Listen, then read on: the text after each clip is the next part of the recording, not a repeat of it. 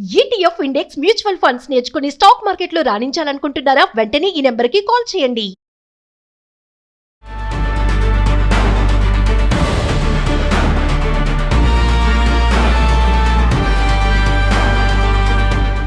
ప్రపంచ ఆర్థిక వ్యవస్థలో చైనా అత్యంత కీలక పాత్ర పోషిస్తోంది.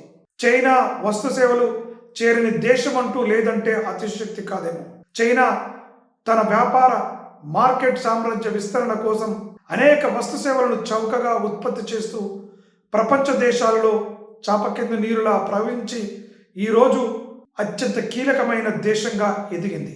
అంతేకాకుండా చైనాలో గత కొన్ని సంవత్సరాల వరకు కూడా డాలర్ల రిజర్వ్స్ అత్యధికంగా పోగు చేసుకున్న దేశం కూడా. కానీ ఈ మధ్యకాలంలో మారుతున్న అంతర్జాతీయ పరిణామ క్రమంలో అమెరికా చేస్తున్న దాష్టిక నీతికి వ్యతిరేకంగా లేదా ఒక స్ట్రాటజికల్గా డాలర్ల యొక్క సంఖ్యను తగ్గించుకుంటూ బంగారాన్ని పెంచుకుంటున్న పరిస్థితి మనకు కనపడతా ఉంది. డీడాలరైజేషన్ వైపు అంటే అంతర్జాతీయంగా అనేక దేశాలు ఏ వస్తు సేవలను కొనాలన్నా కూడా ఆయా దేశాల స్వదేశీ కరెన్సీ కాకుండా డాలర్ రూపంలోనే కొనుగోలు చేసే పరిస్థితిని అమెరికా తీసుకురావడంతో ప్రతి దేశం తమ విదేశీ మారక నిల్వల్లో డాలర్లకు సింహభాగం ఉంచుకునే విధంగా ప్రయత్నాలు చేస్తుంటాయి. దీనికి చైనా కూడా మొన్నటి వరకు అతీతం కాదు. కానీ వాళ్ళ చైనా యొక్క కరెన్సీ యువాన్ను ముందుకు తీసుకెళ్లి ప్రపంచ దేశాలలో బలమైన ఆర్థిక శక్తిగా వెలుగొందడం కోసం డీడాలరైజేషన్ వైపు వేగంగా పరిగెడుతోంది. దానికోసం బంగారం నిల్వలను గణనీయంగా పెంచుకుంటా ఉంది.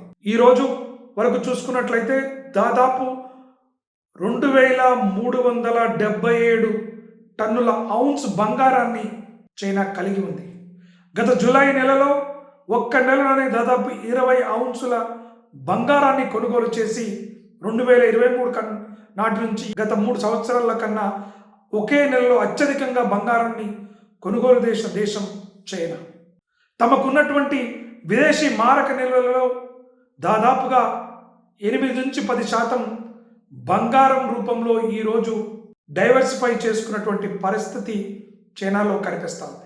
చైనా బంగారం మాత్రమే డాలర్కు ప్రత్యామ్నాయంగా భావిస్తున్నట్టుగా కనిపిస్తుంది. ఎందుకంటే క్లిష్ట సమయాలలో ముఖ్యంగా రష్యా అనుభవాన్ని ప్రపంచ దేశాలు చవిచూసిన తర్వాత ఎప్పుడైతే రష్యా తన మాట వినలేదో అక్కడ అసెట్స్ను ఫ్రీజ్ చేయటం గమనించాం. డాలర్ రూపంలో ఉన్నటువంటి ఆస్తులన్నింటినీ కూడా ఫైనాన్షియల్ శాంక్షన్ విధించి ఆ దేశాన్ని నియంత్రించే చర్యలకు అమెరికా పాల్పడడంతో ప్రపంచ దేశాలన్నీ కూడా ఆయా దేశాలు సెల్ఫ్ రిలయన్స్గా ఉండడం కోసం అనేక రకాల ప్రయత్నాలు చేస్తున్నాయి. దాంట్లో ముందు వరుసలో చైనా దూసుకు వెళ్తున్నట్టుగా కనబడతా ఉంది. అందుకోసమే డాలర్ల రిజర్వ్స్ను తగ్గించుకుంటూ బంగారం నిల్వలు పెంచుకునే ప్రయత్నం చేస్తూ ఉంది. తద్వారా ఈ డీడాలరైజేషన్ అనేటువంటిది వేగంగా జరిగే అవకాశం ఉంటుంది. డాలర్ పైన ఒత్తిడిని తీసుకొచ్చే కార్యక్రమాల్లో చైనా ముందుంటున్నటువంటి పరిస్థితి కనబడుతూ ఉంది.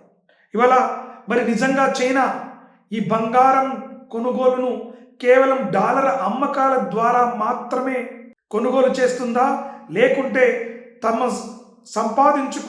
సంపాదించుకుంటున్న విదేశీ మారక నిల్వల ద్వారా బంగారాన్ని కొనుగోలు చేస్తుందా అనే అంశాలపైన అధికారిక ఎవిడెన్స్ అనేటువంటిది ఏది కూడా లేదు. మొత్తానికి అమెరికా నుంచి విముక్తిని కోరుకోవడం కోసం బంగారాన్ని కొనుగోలు చేస్తున్నట్టు అధికారిక లెక్కలు ఉన్నప్పటికీ ఆ కొనుగోలు చేసిన బంగారం కేవలం డాలర్ అమ్మకాల ద్వారా కొనుగోలు చేస్తుందని మాత్రం తగినంత ఆధారాలు లేవు. ఏది ఏమైనా చైనా బంగారం నిల్వలు పెంచుకోవడం మాత్రం 100% వాస్తవం. మరి ఎందుకు చైనా ఈ రకమైనటువంటి ప్రయత్నం చేస్తుంది అని మనం ఆలోచన చేసినప్పుడు ముఖ్యంగా అమెరికా డాలర్ యొక్క డిపెండెన్సీని తగ్గించుకోవడం, డాలర్ ఆధిపత్యాన్ని తగ్గించుకునే క్రమంలో చైనా ఇతర దేశాల కరెన్సీలు ముఖ్యంగా బంగారు నిల్వను పెంపొందించుకుంటూ స్వయం సమృద్ధిని సాధించాలనే ఆకాంక్షను కనబరుస్తున్నట్టుగా కనబడతా ఉంది. అదేవిధంగా తమకున్నటువంటి విదేశీ మారక నిల్వలలో బంగారంతో పాటుగా వివిధ రకాల ఇతర దేశాల కరెన్సీలకు కూడా అత్యంత ప్రాధాన్యతనిస్తూ విదేశీ మారక నిల్వల్లో డైవర్సిఫికేషన్ తీసుకొచ్చే ప్రయత్నం చేస్తుంది. ఎందుకంటే మొన్నటి వరకు డాలర్ ఉంటే చాలు, డాలర్తోనే ఏ పనైనా మనం చేసుకోవచ్చు, ప్రపంచాన్ని శాసించవచ్చనే ఆలోచనలో ఉన్నటువంటి దేశాలు డాలరు చేస్తున్నటువంటి అరాచకాలను అడ్డుకట్ట వేయడానికి భారత్ కూడా అనేక రకాల ప్రయత్నాలతో ఎఫ్టీఏలను చేసుకోవడం మనం గమనిస్తున్నాం. చైనా కూడా దూకుడుగా ఈ విషయంలో వెళ్తున్నటువంటి పరిస్థితి కనబడతా ఉంది. ఈ మధ్యకాలంలో అంతర్జాతీయ జియోపొలిటికల్ టెన్షన్స్ పెరిగిపోయాయి.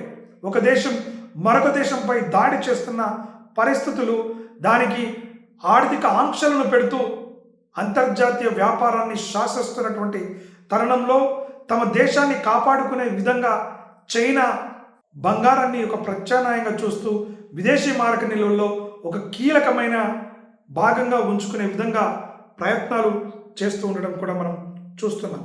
అదేవిధంగా అంతర్జాతీయంగా పెరుగుతున్నటువంటి ద్రవ్యోల్బణం కావచ్చు, అంతర్జాతీయ కరెన్సీ మార్కెట్లో వస్తున్న అస్థిరత్వాన్ని నుంచి కాపాడుకోవడం కోసం కూడా ఇవాళ చైనా అత్యధికంగా బంగారాన్ని కొనుగోలు చేస్తున్నటువంటి పరిస్థితి కనబడతా ఉంది.